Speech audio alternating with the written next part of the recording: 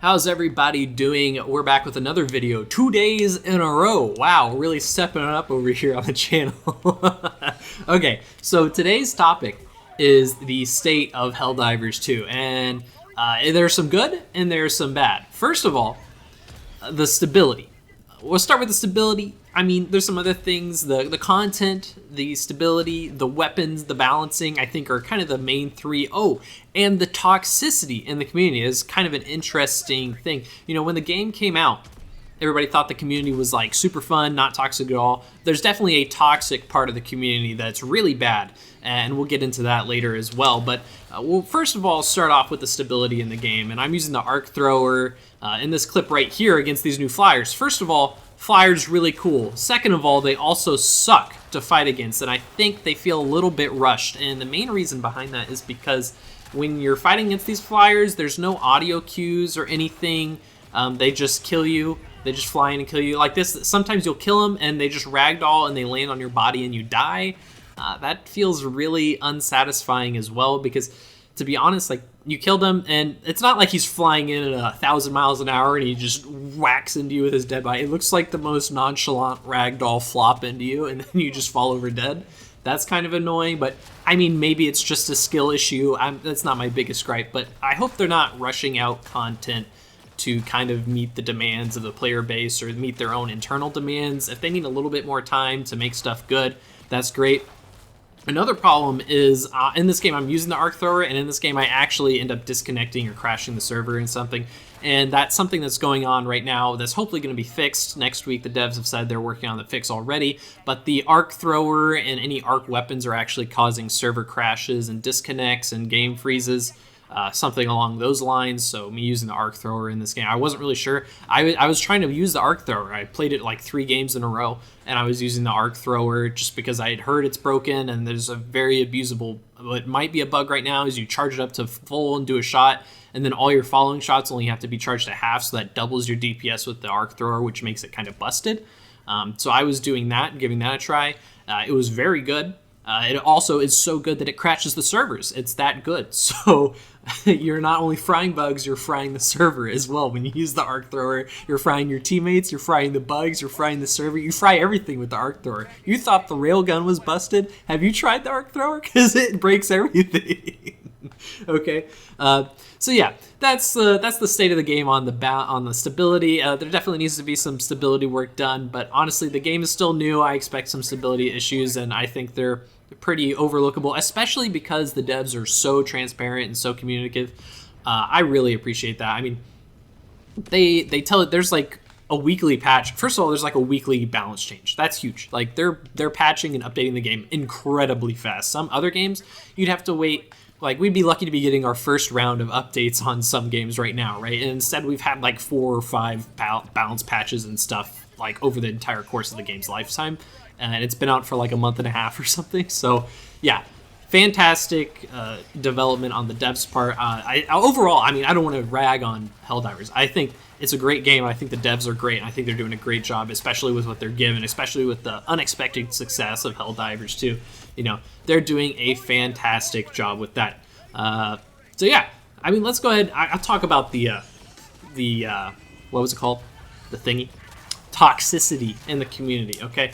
I haven't really encountered any toxicity in the game until I got to Helldive difficulty, okay? And I took my sweet time getting to Helldive. I don't think I did a Helldive mission until I was like level 25 or something, just because I was having a great time hanging out on difficulty 7 and 8. You know, I didn't even think about doing a Helldive mission until then. But and it turns out those difficulties all kind of, you know, if you're playing level 9 and you have good teammates, it can feel pretty easy. And if you're playing level 7 and all your teammates like to run around the entire map and split apart, you'll actually find that it's incredibly difficult. And if you want to know why that is, I'll try and link a video down in the description that I saw just yesterday, a few days ago. That's a really in-depth review of how patrols and enemies spawn in Helldivers 2. It was really good. It's made by a guy that has like 5 or very similar sized channel to mine, so you guys should absolutely follow him. I'll try and link it down below. But they did an overall great in-depth video on that. It's a video I'd like to kind of do, but I don't have the time or the attention span to do it, I don't think, or the video editing skills, or I don't know. It's hard to test things in Helldivers 2 because you have to play in a real game like this, and I guess they did it with a group of them, so they had a whole squad testing it out, so it's easier to do it that way. But just me doing it solo in the game is not going to happen.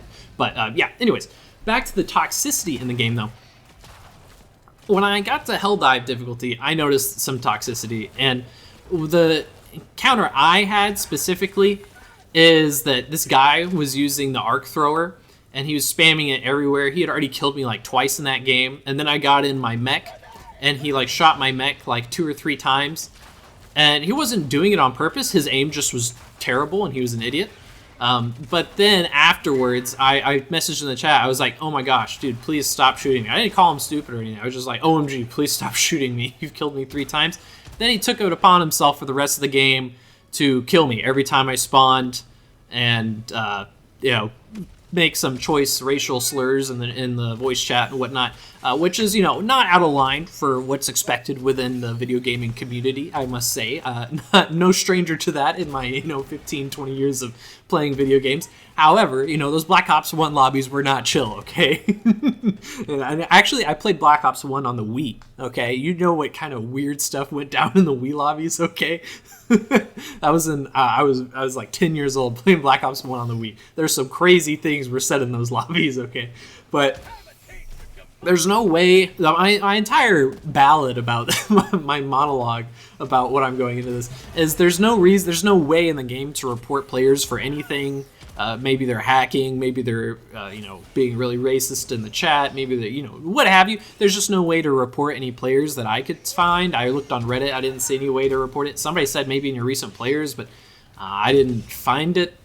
Maybe it's just a skill issue, I don't know, but yeah, I just didn't find any way to do that. So I'd really like to see some improvements on that regard. I think it's a multiplayer game that has a lot of team killing in it purposefully. I think there should definitely be, like in Rainbow Six Siege, you can say, oh yes, my teammate, when you get team killed in Rainbow Six Siege, there's an ability to say, was this a purposeful team kill or not? So you have like a toxic teammate on your team and he's killing you on purpose. You can click yes, he did mean to kill me on purpose, and it'll turn on reverse friendly fire for him so that if he kills anybody else on your team, he'll just do damage to himself instead. I like those kinds of mechanics. I don't think maybe that exact mechanic would be great for Helldivers 2, because I think accidentally killing your teammates is a totally part of the gameplay, and it's actually really funny and fun when it's done accidentally. But when people abuse it and they become really toxic, that's really annoying. The guy that did it to me ended up throwing the entire game, and I told him that in the chat. I was like, "You're gonna throw the whole game just team killing me?" He's like, "No, I'm not." Blah blah blah, and then he did throw the entire game. We lost at extraction. He was the last one, and he was diving into the ship to leave, and he died. And I was like, "Nice one, dude. You spent like 8 lives killing me every time I got out of the drop pod."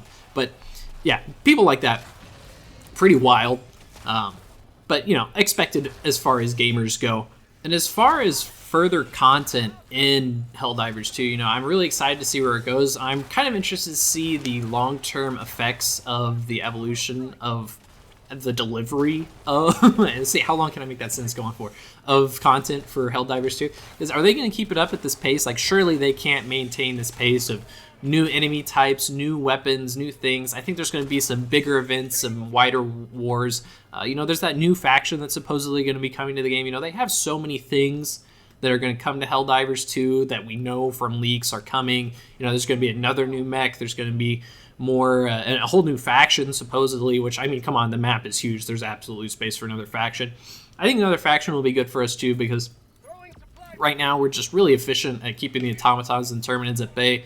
I think there definitely needs to be a little bit of a difficulty spike or some kind of major offensive that gives us something to work towards as community for a while, like a big offensive, like having to hold back all 3 of the factions at once or whatever, dream up, whatever they're dreaming up over there at the Arrowhead Studios. I really just think that the devs need to give us something that gives us something to play for a while, and gives them some time to catch up on the bugs and new content that they're trying to add to the game. So we need something to just to chew on as a community for a little while, and then actually let the devs catch up to fix whatever they're having. Because right now it feels like they're kind of chasing their tail with bugs that have been released in the game and keep popping up, server crash bugs like this arc thrower bug and other things that are popping up into the game. And then they will be able to actually work on the content. So it seems like they're trying to keep up with a content schedule that they originally had planned before the release of the game, which, first of all, thank you. Thank you for actually doing that. Most games don't do that. Most of them just get off trail with their content, and then they just forget about it. And the weekly communications from the devs is fantastic too. I mean, the devs are doing the best job that I think anybody could expect them to do. And as far as being somebody who's worked in the professional world for a little while, running a company is a lot harder than gamers give them credit for. Obviously, some studios deserve a lot of hate, but I think Arrowhead Studios, especially for their size, doing fantastic, phenomenal job. Honestly, tier 1, probably the best that you could expect any studio to really do in this situation. They're people, for God's sakes. And something that annoys me is that they're in Europe, and so every day I get on, and like all the updates and patch notes have come out in like the middle of the night for me because I'm in America, and and then all the Europeans have already made the videos on it. I'm like, well, I might as well not even make a video on it because I'm 15 hours late to the party or something. I don't know. That's a tangent for another day. But overall, yeah, they just need to work on the content and the balance and the stability of the game, and I think we'll be in a good spot. That's honestly my impressions for Helldivers 2 as a whole right now. I think it's doing a great job. We'll check back in a few weeks on new Helldivers state and see how they've done, see how these new Terminated faction, these new Terminated bugs, and maybe the new faction comes in. Something big has to be coming out soon in Helldivers 2 because we're in a lull right now, and there was a bug with the war progressing. We weren't able to liberate planets. It was like kind of frozen or something, and they released an in-lore reason for this as well, which I think is funny. When they patch bugs, the game's broken, they patch bugs, they just write it in the lore. Hilarious. Tier 1 move, okay? But yeah, that's the overall state of Helldivers 2, guys. If you like the content, videos, whatever, subscribe, join the Discord if you want to join the live stream, if you want to get notifications for live stream, whatever, things YouTubers say to get you to follow them.